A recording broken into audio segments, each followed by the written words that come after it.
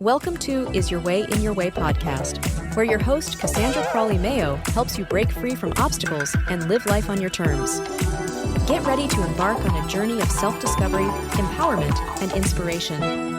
Tune in as we dive into captivating conversations with experts and explore topics that will ignite your passion and drive. Are you ready to unlock your full potential? Let's dive in. Welcome to Is Your Way in Your Way podcast, and I'm your host.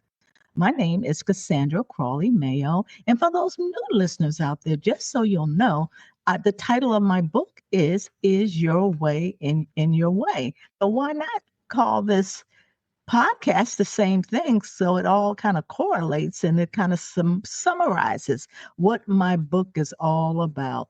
And for my new listeners again, these are individuals who I call stuck.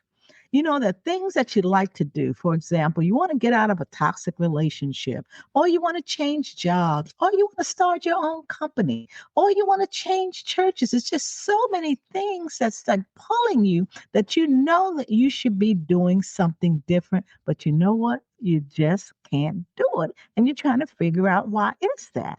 And that's why we talk about topics related to personal development, personal improvement. And I also say it will enable you to do some self-reflection. Okay?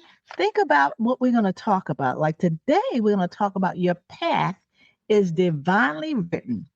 And what I'm going to say, this particular podcast episode is brought to you by the belief that God will never put more on you than you can bear. But sometimes He allows the breaking to prepare you for your breakthrough. It's kind of like, you know, have you ever hit a wall so hard that you thought, this is it, I just can't go any further? What if I told you that the wall wasn't the end, but the beginning of your breakthrough? And we have a special guest. I'd like to welcome the incredible Jessie Torres, a woman who walks in what she's called fierce grace. Get ready to be stirred, stretched, and most of all, strengthened. Let me welcome to the stage. Hi, Jessie. How are you today? Hello, Cassandra. Thank you so much for having me. I'm excited to be here. Well, I'm excited for you to be here as well. One of the things I am going to do before we dive into this conversation, my listeners always kind of want to know what she's all about. What's her background? Blah, blah, blah. So I'm going to read a little bit of your bio so they'll get an understanding of who you are. Jessie Torres is a peak performance coach and life strategist with nearly 2 decades of experience helping high achievers transform pain into purpose. Globally ranked among the top coaches in the world, Jessie has guided thousands to break through trauma and self-doubt using her signature philosophy of fierce grace, fueled by a deep love for humanity and a God-given calling to end suffering. Jessie's impact lies in her soul-stirring ability to unearth your highest potential. Highest potential, guys, proving that there's no hardship is wasted when you're walking in your divine purpose. And that's why we titled this episode, Your Path is Divinely Written. And one of the things I'm going to say, I would say Jessie's greatest credential is surviving. And we're going to talk to her about that. So, Jessie, what in your background has inspired you to do what you are currently doing? Or better yet, what qualifies you to do the work that you're doing? Well, what qualifies me is my journey, right? Now, what got me there or what had me do the things I did, all I can say is, you know, we talk about the path being divinely written. It's part of the makeup of maybe my contract with God. I don't know. Because back when I was in survival, back when, you know, I got knocked down to the point of not wanting to live this life, I didn't consciously say, oh, I'm going to build resilience or I'm going to build courage. I didn't even know those words. I didn't know the language. I didn't even know that I was living with a ball of shame, right? Or unworthiness. I had no label for it. But I knew that I had to persevere. I knew that I had to keep going. And if I was going to keep going and, continue to be the example for my children, which I believe are one of my biggest driving forces, I had to do things that scared me. I had to do things that were out of my comfort zone. I had to challenge myself and move past my fears. And so I intentionally put things in front of me that scared me so that I can start to build that muscle. And what I got was a whole lot of grit. But again, I didn't know in a conscious level. I just knew that I had to persevere. I had to keep going. And the only way to do that was to move through all the things that were trying to hold me back. Interesting. So are you saying if it were not for your kids, you may have done something differently? Or you said that's really was the driving force for you to continue? Yes. Well, my journey, having had abuse with my father my first 18 years and then abuse with my husband for the next 18 years, got me to a place of apathy where I considered taking my own life. But I did not want my kids to have that as, part of their journey, is that their mother did this thing. So I didn't, but I was hoping somebody would do it for me. I was praying for it because I did not see a way out. I didn't see a way out of the situation I was in. I thought, if this is life, then I don't want to be here. It's too painful. And so I just I was wishing somebody to blow the red light, or I was wishing that some catastrophe would happen, or that, and, to my ex, I have nothing but love and gratitude for all of my journey. This isn't to vilify anybody. But back then I was in such disempowerment that I even hoped that, if he traveled, that the plane would crash and then I could be a widow and that would be okay. Right. And then I felt guilt and shame over even having such a horrible thought. You know what I mean? So I was in this spin, in this cycle. And I would not be here. Yeah. Yeah. I am so glad you shared that because it sounds so familiar. And this is something my listeners are not even aware of. And when I say we have so many similarities, I can remember times in my life, things were just so rough that I would go to sleep. I would actually put the Bible under my pillow, and hopefully the words in that Bible would penetrate in my mind and throughout my body. So when I wake up, I could feel the presence, like there was something more for me. I too remember driving. I traveled a lot and driving and hoping an 18-wheeler would hit me. I did the same thing, and it was scary. It was like the weight of the sand on a beach, if I can describe it. It was just so heavy, and it was hard to. Well, number one, it was taboo. I was actually depressed. That's what was going on, and we didn't want to tell anybody because that would have been a shame. You have this face that you look, you're tough on the outside, but on the inside, you're just torn up. And it was something you said about your brother, and you indicated that you read something. Well, we haven't talked about your brothers, but you said you read something that he had written, and that catapulted you into your next journey. Would you share what was it that he wrote? And let's just share a little bit about what was going on with your brothers.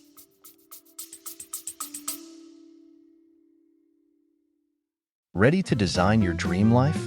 Join Cassandra Crawley Mayo's Create and Design Your Best Life workshop. Break free from self-doubt and obstacles and step into a life of purpose and fulfillment. Click the link in the description to register now. Don't wait. Spaces are limited. Start living your best life today. Well, it depends on which brother you're referring to. So my older brother, 30 some years ago now, was murdered. And I was 28 at the time. He was 29. And that was catastrophic from the context of despair, sadness, disappoint. I mean, those were all of the emotions that I was living with. And back then I was raised Catholic. I was Christian at the time. I consider myself more spiritual now than I do a religion. Mhm. But back then I thought, what if there is no God? What if there's nothing, right? And I was so upset and I was so hurt. And I'm like, and if you do exist, then I hate you for taking my brother. Mhm. And that's kind of how I felt. And it wasn't until he showed himself to me Mhm. that I saw him in this deep, profound moment of grief. And he just waved with his arm, and it looked like what other people, but you can't really tell. It's more of the visuals Yeah. like that are not crystal clear. Yeah. And he pointed to it and he said, Jess, everything is as it's supposed to be. And I didn't know what it meant at the time, but I know that it brought me calm. It brought me Mhm. peace. I knew he was okay. And from Mhm. that point has began my spiritual journey, my spiritual quest to see where do I fit in all of this. Now, Mhm. 30 years later, Mhm. my little brother is murdered. Now, my little brother was 15 at the time that my older brother was murdered. Two different stories, two different human beings, two different episodes, and it's just like, now I'm like, okay, no, like this, now I felt rage. And I usually go to sadness, but I felt rage. I was like, this cannot happen. I already checked the box. I already lost a brother to murder. This can't happen twice. And so I was really, really angry. And in those moments I prayed. I'm like, okay, Yeah. God, so Mhm. if both my brothers are meant to be taken, then what do you want with me? Right. Why am I here? Why am I meant to live? Right. And the answer I got was, well, Jesse, you need to eat your own medicine. And I'm like, and that's hard to hear, because I'm like, okay, so that's it. Like, this is why this is happening, which for me, my medicine is that there's light in the darkest moment, always. And sometimes when the pain is so big, we can't see it. So here I'm in the deep throes of pain, of anger, of sadness. My heart is broken. And when I got that message, I'm like, okay, so let me eat my own medicine. And I was able to find it. Even the depth of my sorrow was equivalent to the depth of my love, right? I was able to see his daughters that had not met before because they're different mothers, the oldest ones, come together like they'd grown up together. They connected at the loss of their father. I saw my family show up in ways that they never had. I was able to see people posting on his Instagram how he affected their lives, so there was beauty to be found.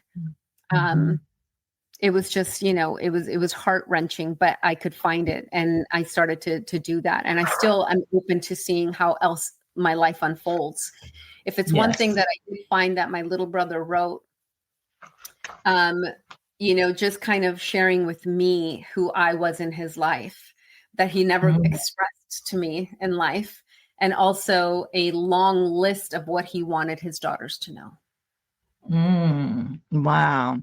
I appreciate you sharing that. And I wanted that so that my listeners could hear about your journey. We all have a story. And yet, as I indicated earlier, before we came on, we said we have a choice. We can be better or we can be bitter about it. And you chose better. And that's why I want to talk about, how does one transform their personal trauma into purposeful action? Well, that's such a great question. And here's the thing.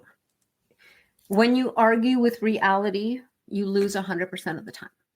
So what do I mean by that?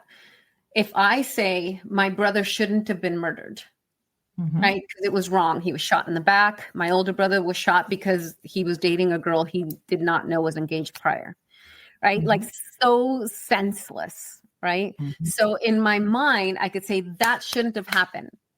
He was a good person. That's not okay. If I say it shouldn't have happened and I'm in that despair, I'm in an argument with the reality that it did.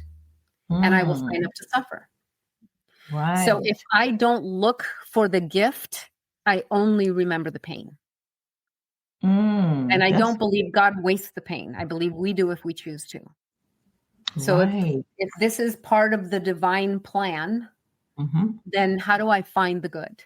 How do I find the gift? The ripple effect, my older brother, there was over 300 people at his funeral, people we didn't know, but people whose lives he touched. Yes. It's like, wow. Like, so I don't know the ripple effect of the loss of him and how it affected others, I just trust that it's in the divine order. I trust that it's part of the journey. And maybe, you know, I use John Walsh as an example. He's the guy that created America's Most Wanted, right? He did that on the heels of the loss of his 6-year-old son, Adam, right? And so if you look at it from our path is divinely written, you know, maybe Adam's contract with God was that he was going to come here for 6 short years and then leave to be the catalyst for John to wake up to his purpose, because he was going to save the many.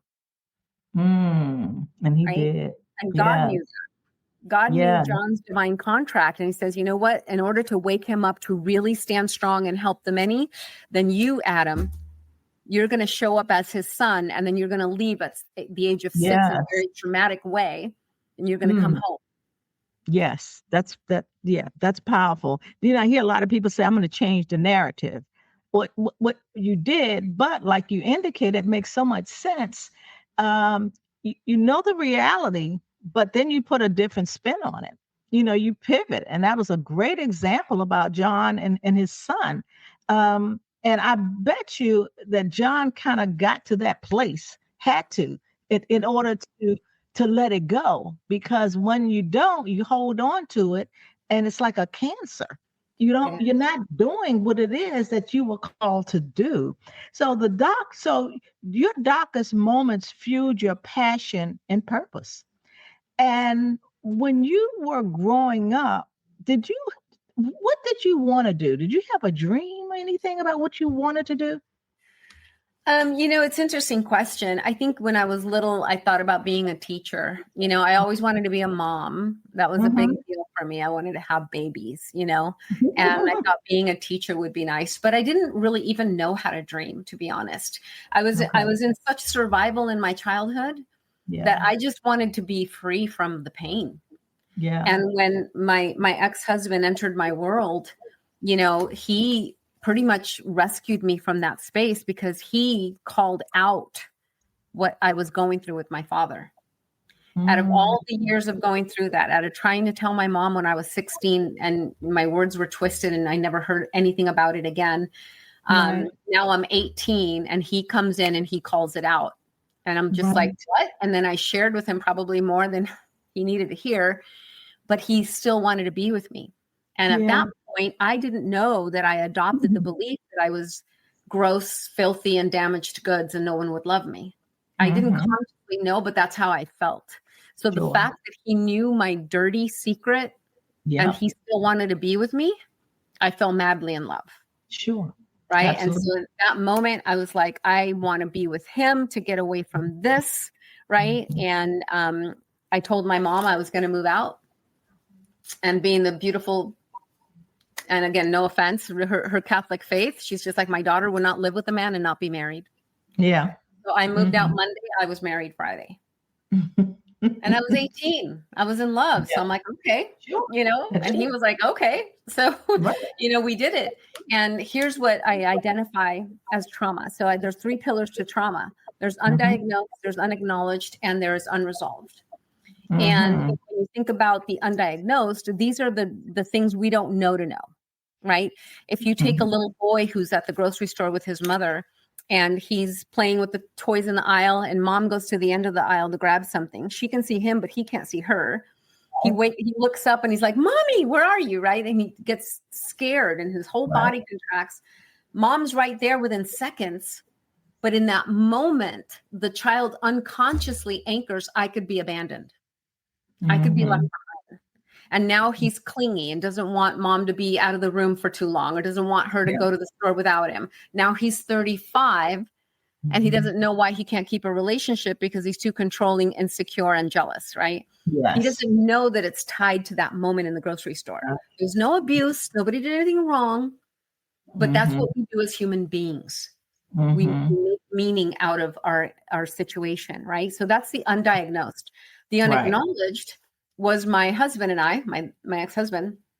He came from a very abusive alcoholic mother who raised him. He was the only boy, the youngest of 4.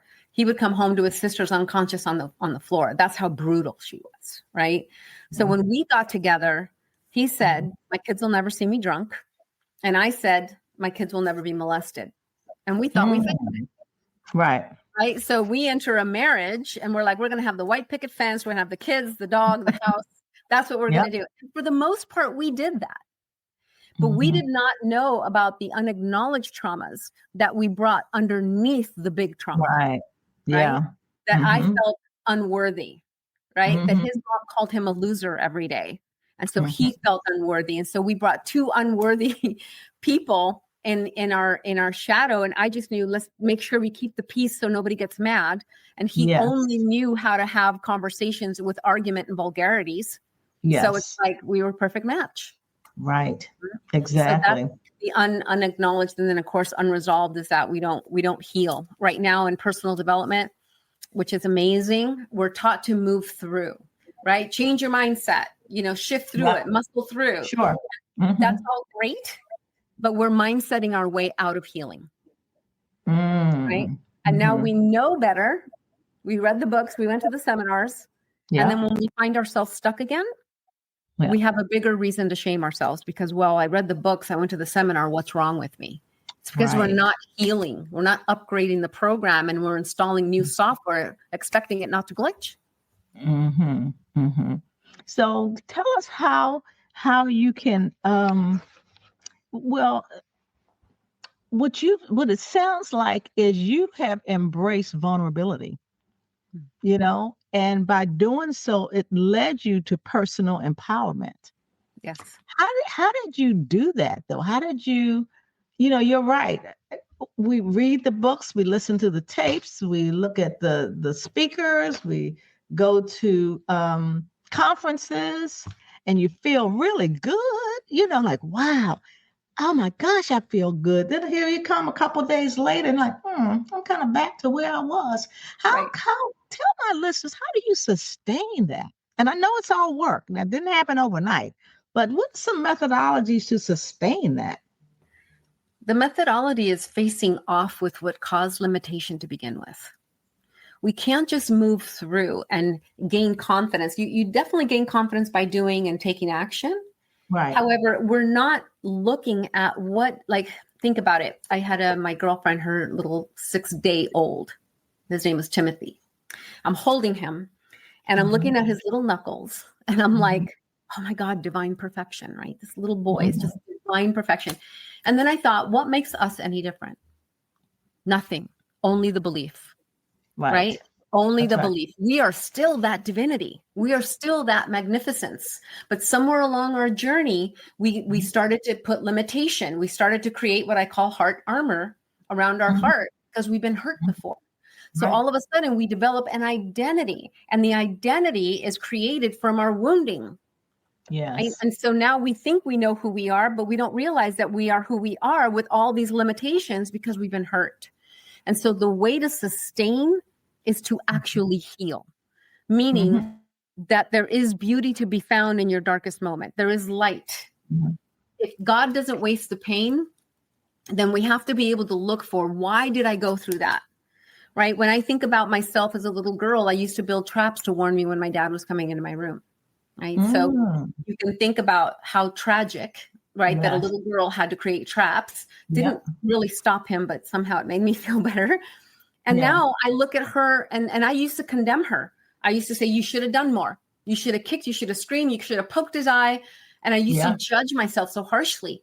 But now I think about the fact that she built traps. I think about how creative, how resourceful, and how courageous of her to do this, right? And so because that's also true. Both are true. Yes. This one makes me feel sad and makes me feel, hurt. And this one allows me to fall in love with her. I get to fall in love with the aspects of me that showed up with courage, that showed up with resilience, that showed up with curiosity and creativity, because that's also true. But that's what we're not taught. Right. And so a lot of coaches, they say your past doesn't equal your future. And I'm like, I disagree with that. It absolutely can. We're just not taught all the gifts. Yeah. Right. So what you're saying is what I believe that I'm hearing is number one, and it's a journey to be healed, you Mhm. know, and it's probably a work in process now. Um, like many of us don't love ourselves. If you ask somebody, what is it that you like about yourself? You will like a deer in headlights, Mhm. you know, and to me, that's part of the healing, but that's not all of the healing. Do you think one ever gets healed? Well, healing is an interesting word, right? We Mhm. use it because it is the simplest form of saying, let's transmute this trauma into something powerful, right? Right. So, what is healing really? It's rescripting the meaning you give your experiences, Mhm. right? So, I look at my whole journey with gratitude, right? Because I get to be who I am today. I get to love humanity so passionately that I want to end suffering. And Mhm. I could not be this without every part of my journey. So Yes. you want to call that healing? Great, right? I call Mhm. it it's I'm grabbing the gifts. If I trust that there is a divine plan, Yes. then I trust that we don't know light without dark, right? We Mhm. don't know the joy of bliss without knowing sadness and depression, Yes. right? That's right. So if Mhm. that's the true, then I have to look at my entire journey and go, like you started this call with, like, God doesn't give us what we can't handle. Right. It's Right. like, so it's like, okay, so every time I see somebody that tells me about their pain or their traumas, I'm like, oof, you are one of God's warriors. You know what I mean? Right. I only see power, right? Yeah. But Yeah. again, but that's because I've trained myself now to find the Mhm. power in every situation. Right. And Mm. so now I look at, there's no story that will shock me. All I see is, if you're speaking to me right now, if you're listening to this podcast, you are powerful. I know you've been knocked down to your knees. I know Yeah. you've cried yourself to sleep, and you're Yes. still here. So all I Yeah. see is resilience. All I see is beauty and power. That's all I Mhm. see, because you're still Mm. standing. You got back up. We're not taught to see that. That's very good. That's very good. So, okay. Well, let's talk about your coaching. You are, for the last 18 years, you've been a peak performance coach and life strategist. How did that come from where you were and where you are now? How did that transition happen? You wanted to teach, but okay, but you were led a different way. What makes your coaching so, be it a high performance? High Because performance. You I peak. consider myself to have a PhD in experience. So, Okay. I've got lots of training. I was a Hmm. Tony Robbins coach for 7 years. I'm a trainer for the Institute of Heart Math. I went to India, became a meditation instructor. I mean, I've got all of that, but nothing has taught me like my journey, my life, Hmm. Right. right? Like that's Hmm. the PhD. That's getting through that. And I'm not greater than anybody, right? I Right. love Ram Dass's quote that says, we're all just walking each other home, right? Hmm. I'm just Hmm. on a different part of the path. And I'm Right. here to help others get to that point. And I think we're all in this together. Every human being that's awakened to their beauty, every human being that remembers who they are, is Hmm. now a catalyst for somebody else to remember who they are, because that's, Right. we feed off of each other, right? Yes. And you Hmm. asked what got me here. What was that tipping point when I was at that place of apathy and I was willing myself to die? Hmm. It was an act of kindness that shifted everything for me. And the people that treated me kind will never know. Like, sometimes I wish I could look them up, right? Yes. They will never Yeah. know who they woke up. But because Yes. I was in such heaviness, I was in such depression, I was in such just apathy, Mhm. just felt like there was no way out. And I was taught by my father, people, they just want to get in your pants, so don't trust anybody. Right. Because Right. that's what he was doing. My ex told me, people want to break up a good thing, Jesse. So don't talk about our marriage to anybody. And, so basically people are bad before they're good. So, Yes. and if somebody looked at me and my husband would get in a fight, so I looked down at the ground, I had my hair over my eyes, and I don't want to make Yeah. eye contact with anybody because I'm going to get in trouble. Right. And so when these people were kind to me, from my interpretation for no reason, and I was helping them in a class that they were taking, and I was just doing my thing, but for them, it was so unusual for me to be that kind, that they were kind to me. They bought me a Best Buy. They all put money in and bought me a Best Buy card, which seems minuscule, but to me, it short-circuited me. I'm just like, wait, you're giving me what? For what reason? Why? Like, I did not understand. I didn't even know to call it kindness. But what I knew is it woke something up in me. Whatever flicker was still alive in me, it fueled that fire. And I thought, I don't even know what this feeling is. Wow. But if this feeling is available, then life is worth living. Right. And that was the tipping point for me to get out of my marriage. And when I did that, I was 38 years old. So a long time ago. And I realized I had no clue who I was.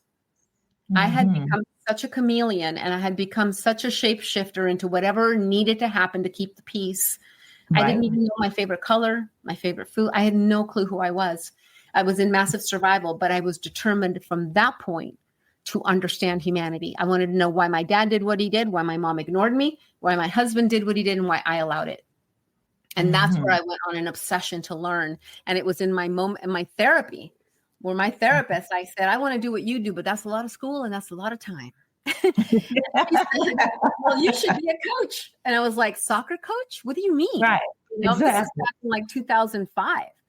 Right. You know, it wasn't as big a thing, but I looked into it, and I'm more a hands-on learner. So I found a school, Coaches Training Institute, that does half virtual, half on-site. And I absolutely loved it, because in the context of becoming a coach, you coach yourself, right? And as you're doing that, I'm seeing all the heart armor just get peeled away, and I'm starting to be witness to who I am. And in that journey, while I'm in survival, it just catalyzed who I got to be today. That's good. When you talked about kindness, that reminded me, you know, I always say you never know what people are going through. And, you know, and just a smile or a kind word, or to just do something, you never underestimate what you do. And you may not know how you made that person feel, but I always encourage, and I talk about love, which is the most powerful. And that was like an act of love. And so I'm glad you said that, because, you know, we have listeners who, because they feel that they had a bad hand, and they show it. They act like that to the world. You know, they go out there, and I call that the energy, like that drains me. You know, it's something to energy. You know, so I appreciate you saying that, because I remember I was in a very low point, and I went to Nordstrom's, and I was so vulnerable because I was so down. And I spoke to this girl to help me around the over the counter, and she says, "I don't have time. I'll get somebody else to help you." And I was already broken, so that really broke me. And I realized then that I'm going to try very hard to be kind to everybody that I come in contact with, because you just don't know. So I'm so glad you shared that. And I want to move. I love that fierce grace. But before we move forward, somebody was talking about yesterday, I was listening to somebody say, everybody's a coach. Everybody's a life coach. You know, I hear that all the time. Somebody say, "Well, everybody's a coach." What do you do, Cassandra? What, in your belief, the difference between a coach versus a mentor? Is there a difference? That's a great question.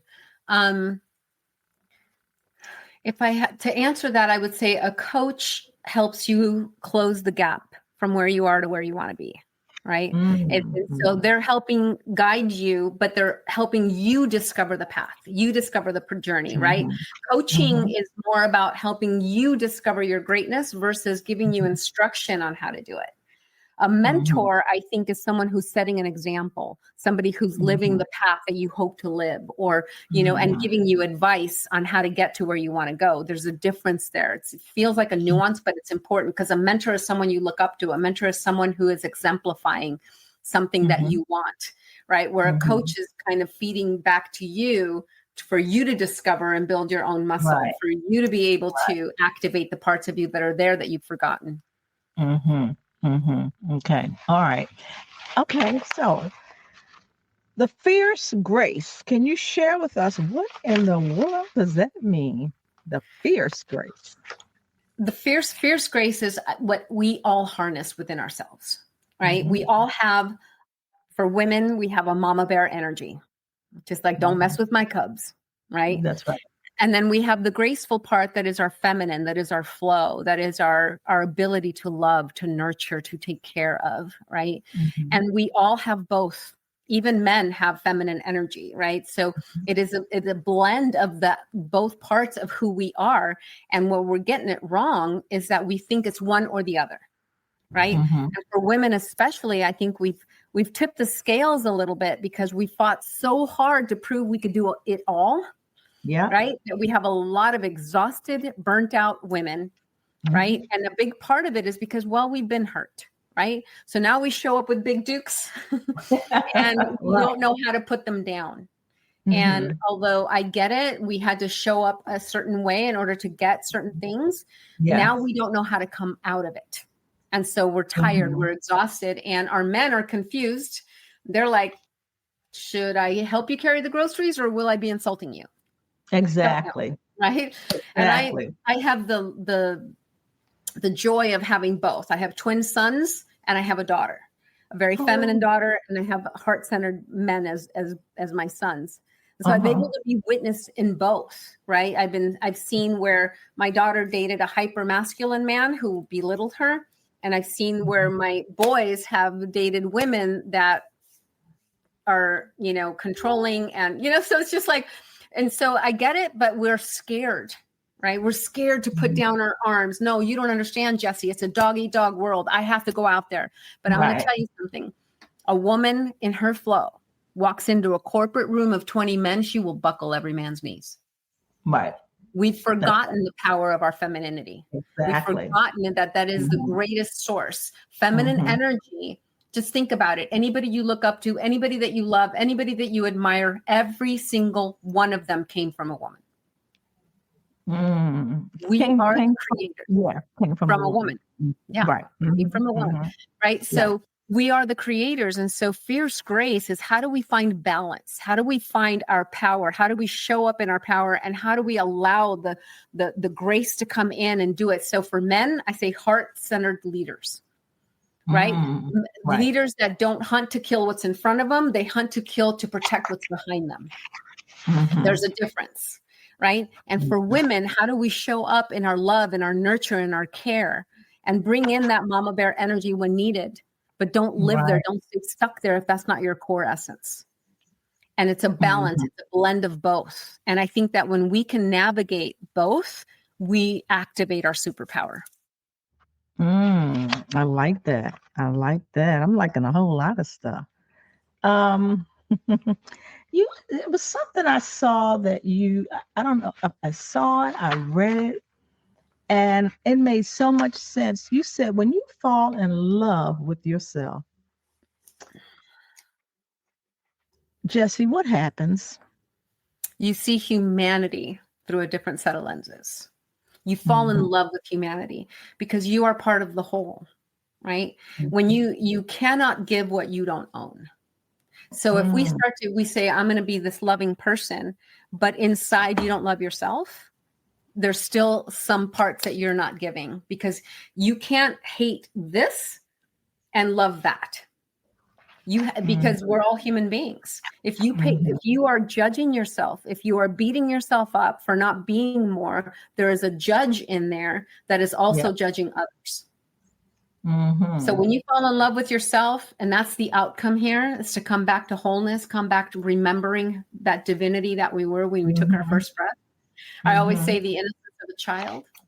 When we come back to that essence, we see others through those lenses as well. So now when somebody's unkind or cruel, we don't take it on. We see it as, wow, they're wounded. They're hurting. Because in order to spew venom, they have to eat that first. So instead of getting offended, I have compassion. It doesn't mean I want to stand on the other side of somebody's cruelty, but I have compassion. I send them love and I move away and I don't take it on. That's good. That's good. What do you attribute your success? Because you are a coach and you're a very good coach. Like, I'm curious, the number one or top three in measurable categories. Like, you are a high performance coach. You've been that for years. How do they qualify that? Well, there's different ways, and that happened to be for the top coaching company in the world. So, and that's getting Tony results. Robbins? Yeah. Okay. All right. So getting results, number one. Number two, people wanting to stay being coached. So they renew their contracts. They renew their, like, I don't want this to end. You know what I mean? Right. I know that I've got blind spots and I know that I need somebody partnered with me to help me identify those blind spots and help move through. Right. So that's another category. And also bringing people in to saying, you know what, this is where you need to be in order to get the results you're looking for. Right. So, and I don't know all the intricacies of the measurements that they would use. But those were some of them. Was retention, was results, right? Yeah. And also new people coming in that were referred by me. Okay. Okay. One more question. What methodology do you use to discover your client's deepest potential and unlock those limitless opportunities? Well, this is a great question. As I mentioned before, the 3 pillars of trauma. Yeah. Right. The way that I discover it is by identifying where is the limitation today. Right. Okay. Because it's not about, I can't go back into your history and say, oh, it was that, or is this, it was that. I need to know where are you stuck right now? Okay. What is preventing? Is your relationship not where it should be? It's not filled with passion and toe curling connection and intimacy. Are you not asking for the raise or the promotion? Are you lacking confidence? Are you feeling like you're in a hamster wheel in your life, right? Groundhog Day every day. Where is the limitation? And then let's talk about what that is. And then I'm able to trace it back to somewhere. There's like this invisible thread that's connected to somewhere in your life where you made a meaning that this was not accessible to you. Maybe it was a parent that said, you know what, who was an alcoholic and called you a loser every day, like my ex-husband, right? Or it might have been a teacher. I had somebody whose teacher just in 4th grade, handing back their paper and didn't get a good grade. And just muttered, you're going to have a rough life. Just that. And by a teacher instilled a microchip in that child's brain, right? That said, oof, I'm going to have a hard life. Teacher said so. So now those are the lenses you wear. That's how you see the world. I'm going to have a rough life. So guess what? The universal law of reciprocity, that's the sonar you're putting out. That's what you're going to get back. Wow. Right. So that's how we do it. Okay. All right. Well, I could talk and ask you more questions. I would love to, but we just can't do that. Well, I'm happy to come back. Yeah. Do you have, for my listeners, a call to action for them that will help them book the call with me? So I have a free gift for your listeners. Okay. It is a 10-step guide to freedom. Okay. And because some of you out there might be thinking, sure, Jessie, that all sounds great, but you don't know my situation. You don't know how stuck I am. You don't know how I don't own any of the power, or I don't have the money, or whatever the reason is. This 10-step guide to freedom will give you actionable steps that you could take right now, regardless of your situation. Right. And what I invite is book a call with me. It's absolutely free. It's just, let's get an assessment. Let's look at where you are right now, and let's see if there's a way to help you get out of it. I never take a client that I cannot help. So all we can do is get clarity. Where are you now? Where do you want to be? And if I can help you get there, I certainly will. And if not, I'll guide you to places where you can go. Either way, you're taking a stand for you. by scheduling that call. Okay. How will they get in touch with you, Jessie? They can go to iamfiercegrace.com. Okay. Okay. And in there, Okay. there's all the kind of ways that I work with people. I'm open for speaking opportunities. I'm open for a women's mastermind. I have the healing program. I also have a leadership program. There's a lot of different ways there. If you don't know which one to choose, just click on the Let's Talk. Okay. And give a call. Wow. That's great. That's great. Your path is divinely written. I love the title. I love the conversation. You are definitely inspiring. I can see why you are number one peak performer. I can tell, I can feel it. I think it's great. And I'm so glad that my listeners have had the opportunity to hear your voice, to listen to our conversation, and also to book a call with you, and that's free. People like free. and take those 10 steps to guide your freedom. Is that it? 10 steps? 10 steps to freedom. Yes. To freedom. Well, Jessie, this will end our conversation, and I will invite you back. You were a joy. And as I indicated, I tell my listeners, for you were magical. And just my listeners, just so you can hear, we had this interview the other day and we were running into some technical difficulties. So because of that, I'm like, there's something that they don't want my listeners to hear, but I refused, and we rebooked, and here it is today. And I'm just so grateful. And I tell my listeners, like I always say, bye for now. God bless you. And Jessie, thanks again. I appreciate you. Absolutely. Thank you, Cassandra. It's my pleasure to be here. Hey, thanks for listening. If you've been enjoying our empowering conversations, make sure you don't miss out on future episodes of Is Your Way in Your Way podcast. Stay in the loop with all the latest episodes. Join our mailing list over at CassandraCrawley.com. And before you go, hit that like button, share with your friends, and subscribe now. Until next time, let's get ready to live your best life.